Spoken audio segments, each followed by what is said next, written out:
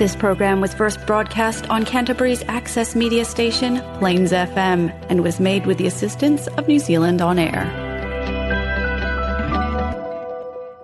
Today, Kate and I have started to think about the importance of family rituals and traditions. And given that we've just had our Christmas Day and we're relaxing on Boxing Day, it feels like the right time to reflect on what works and maybe what you want to change up for next year. And then we're also going to talk you through why all of these things make a really big difference for your kids.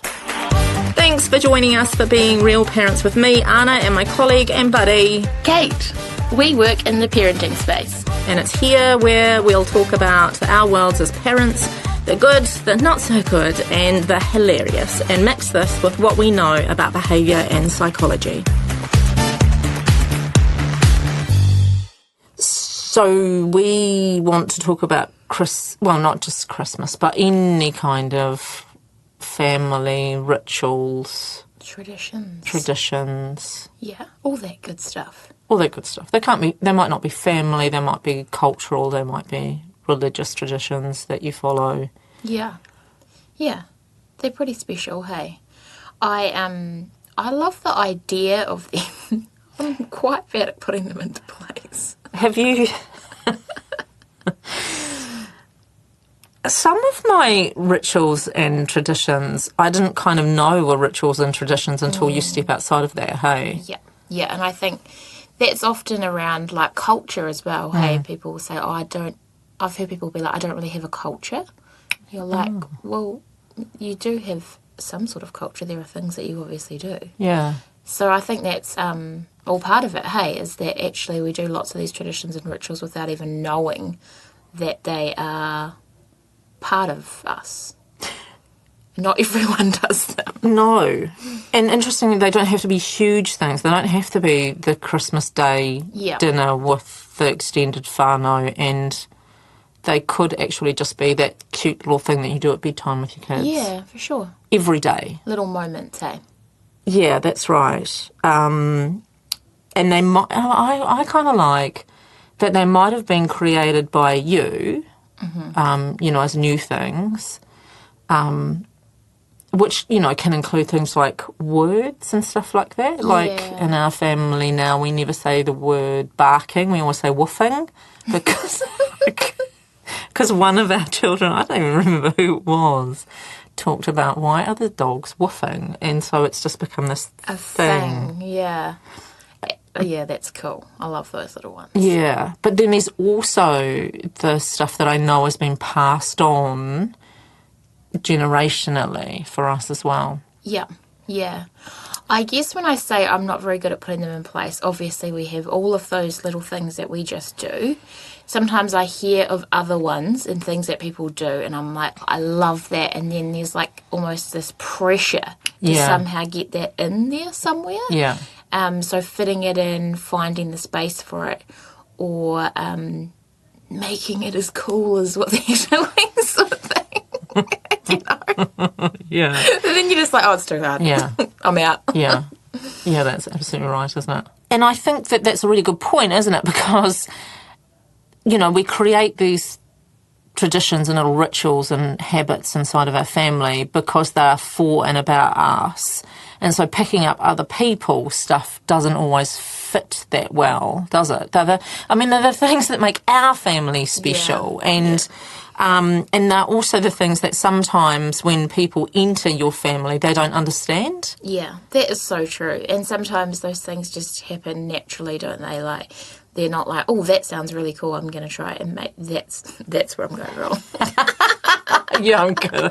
Whatever they're doing. It's like ritual FOMO. Yeah. I've got ritual FOMO. I want, whatever you've got, I want to have too. Some of those traditions in my whānau. Can I borrow them? No. We should IP out. No. Well, I'm glad that I've discovered that about myself anyway. Yeah. That I suffer from ritual FOMO.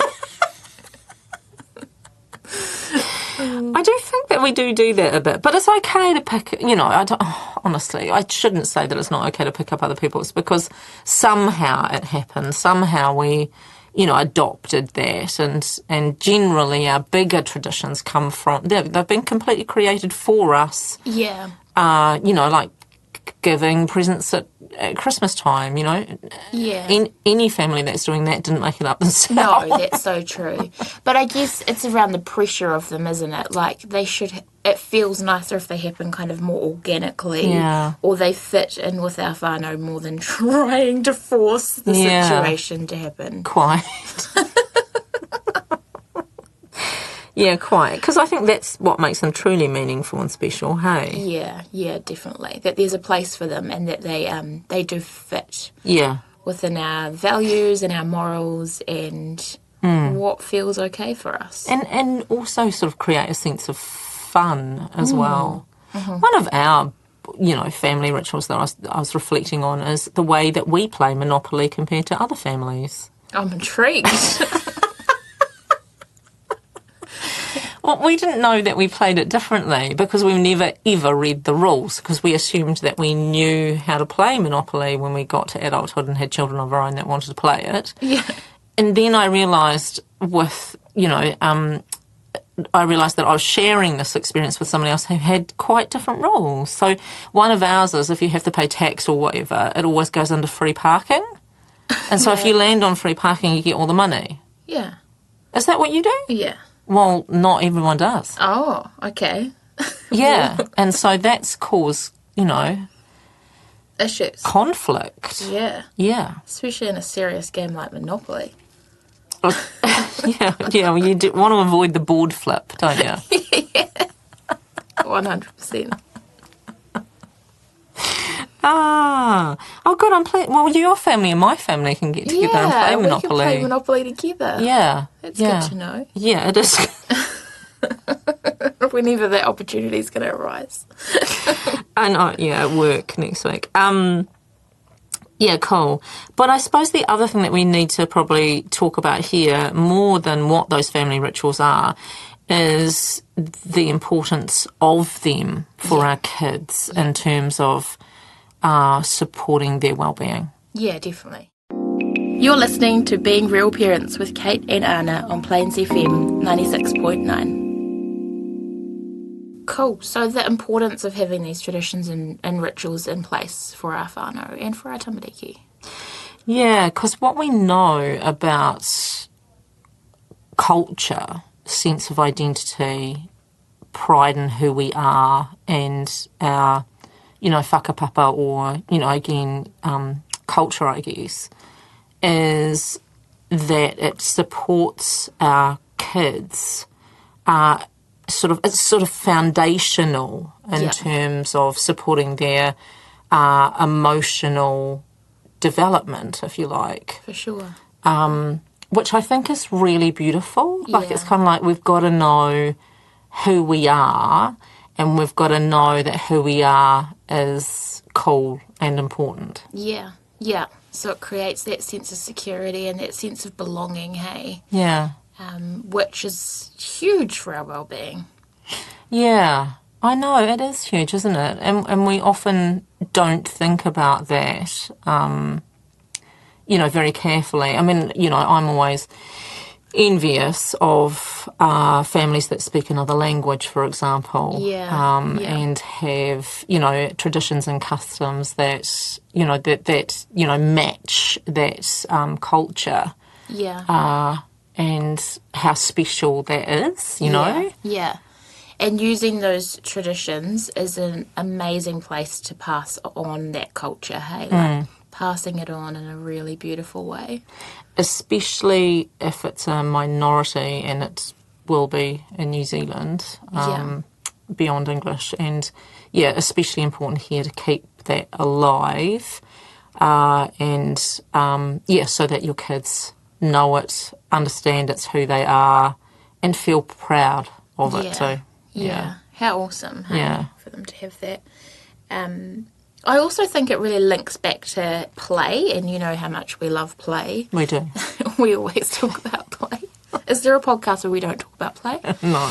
So many of these traditions and rituals have an element of play in them. That's true. I think that's a really beautiful way to increase that, opportunities for play. So that obviously builds relationships, strengthens relationships with our kids, which is huge. Yeah, that's true, isn't it? I'm just thinking about one of the traditions in our family is on Christmas Day. There's something that we have to, somebody gets the present that we all do outside. Yeah. Water balloons, Yeah. or the volleyball ball, or the new soccer ball or whatever. We all have to have a go. Yeah. Or play that thing. Yeah, and there's an opportunity for some of those adults in our whānau that may not be so playful, or may not have as many opportunities to jump into that role of being playful. And I remember as a child loving those moments, of watching those adults in my life be more playful. Super special on those certain occasions. That's important too, because you're talking about our traditions and rituals create connection, and then also that shared memory as well. Yeah. Which is what you go back to with your siblings. Remember when... Yeah, cool. Mum attempted that cartwheel? Or... Yeah. I remember my brother and I had a tradition that we did every Christmas Eve. We would spend the day bouncing on the tramp. And the idea was that it would make the day go faster, so that it would be Christmas Day. Oh, that's so cool. And I haven't spent Christmas with him in maybe over 10 years. Right. But every Christmas Eve, I still text him being like, I hope you're on the tramp. And how cool is it that it brings you back together, even after all that time, as a way of connecting? Yeah. It's pretty special. Yeah, that is cool, eh? That is cool. What else do we know about rituals and those sorts of things? There's that program I'm always interested... Well, am I always interested in it? I'm just going to bring it up. Friday night dinners, do you know it? No, I don't think I do.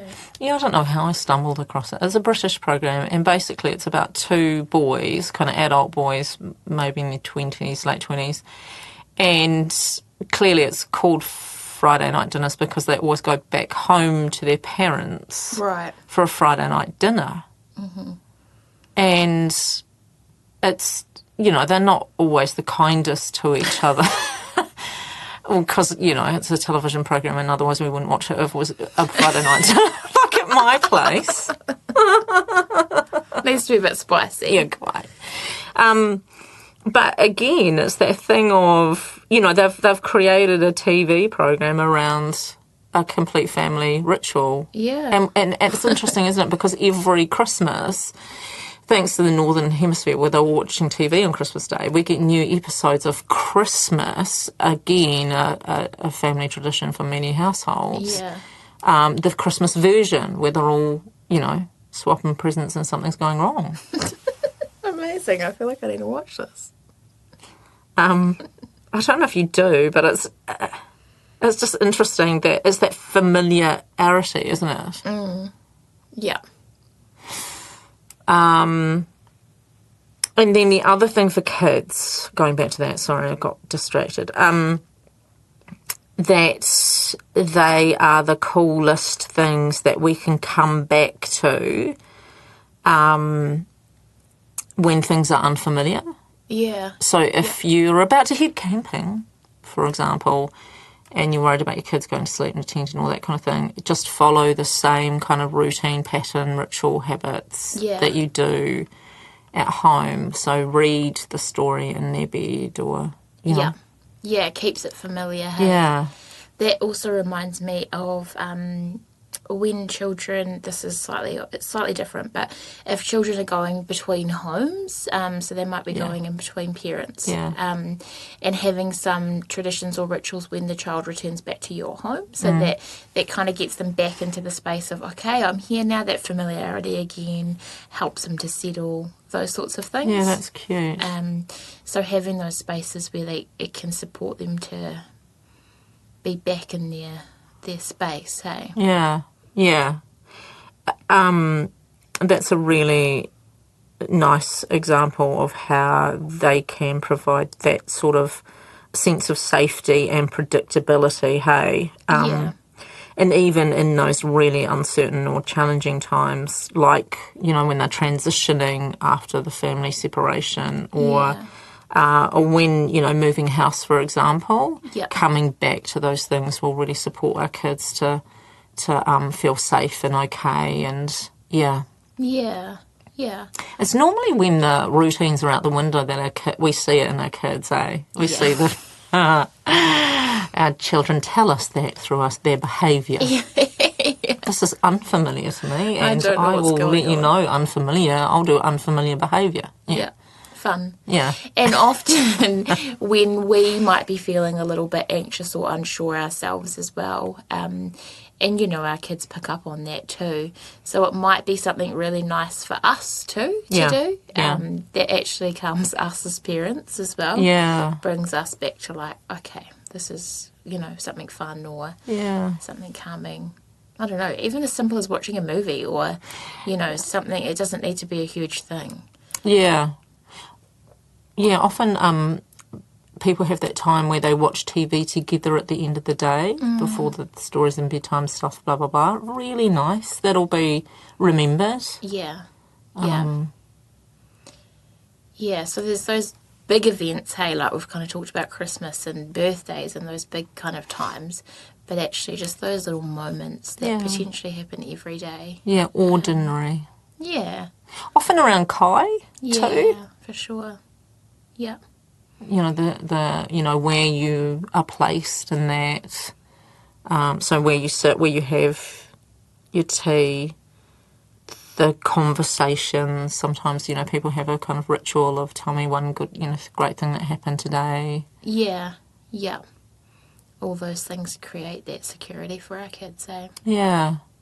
It's nice, isn't it, that we don't have to do much to create that real sense of, safety and security. Yeah. Reassuring. So we should also reflect on, we've had a Christmas day and, that might have gone really well or not. But it is worth sort of thinking about the sorts of traditions and little habits and routines and rituals that we've got in our worlds and whether they work well and we love them or whether or not something's not so much of a keeper. Yeah. What do we maybe need to filter out? Yeah. Yeah, I think that's a really valid point. And sometimes that can feel really tricky if, like, our wider whānau have certain things that we feel like we have to follow that maybe aren't serving us. Oh, my God. Can you give me an example? Sorry. I was like, wider whānau aren't serving us? Like certain things that maybe we've just done as a family. So maybe it is that, like, we have lunch for Christmas every year. Yeah. And actually, that's not working for your kids anymore. Like, actually, can we change that to brunch? Something as simple as that. Actually, this doesn't fit in with me. Or for me, personally, Christmas is always quite stressful because I've been trying to get around too many people. Yeah. And that's not serving me, but it feels like for my wider whānau, I need to be doing that to kind of meet everyone's needs. Yeah. And this year I've been like, I'm not doing that. I'm not going around everyone. It's just too much. And so spreading that out over a couple of days instead. Nice. That's a nice idea. Yeah. I know that for families, we work with families whose kids have autism and they often have to change up what has been the traditional, time together on whatever day that is. In order to better accommodate the needs of their kids. Yeah, thinking about our kids and what's actually important here. But some of that can be quite challenging if you're going against the grain that might have been in place for a long time. Yeah. So reflecting on how you can do that in a way that feels okay for you.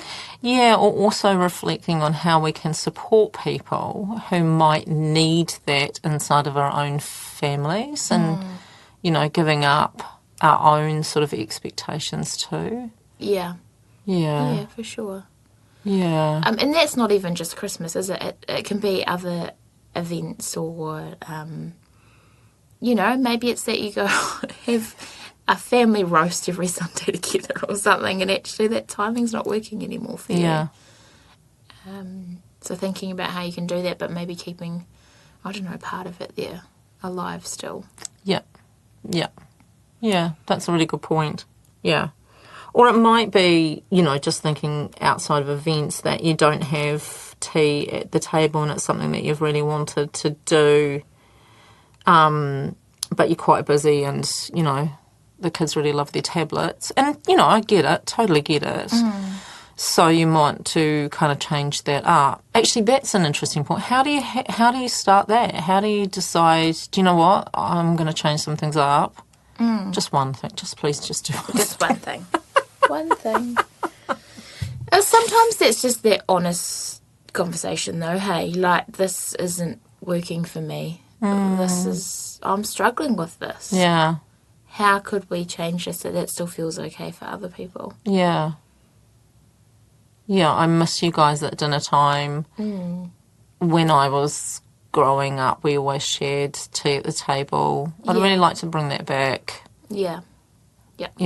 Can you support me with that? Yeah. I think sometimes, especially with our kids, telling them the why, hey, why this is important to you.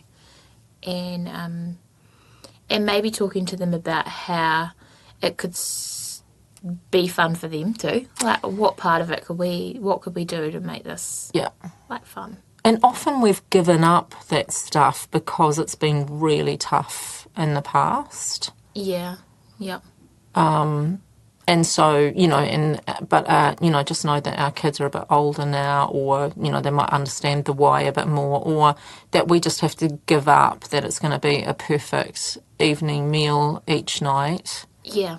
Because that's never been my experience. If you've got any tips on that, that'd be good. Nah, neither. But playing a game or having something fun at the table can help. I think we've talked about that before. Yeah.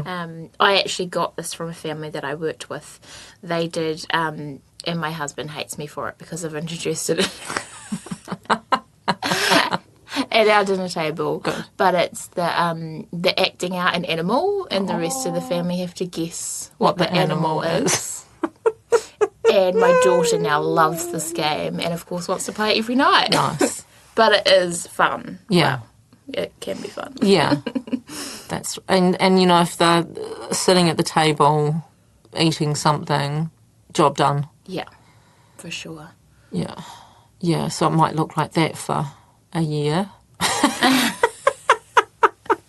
But it will change into something else too. Yeah, for sure.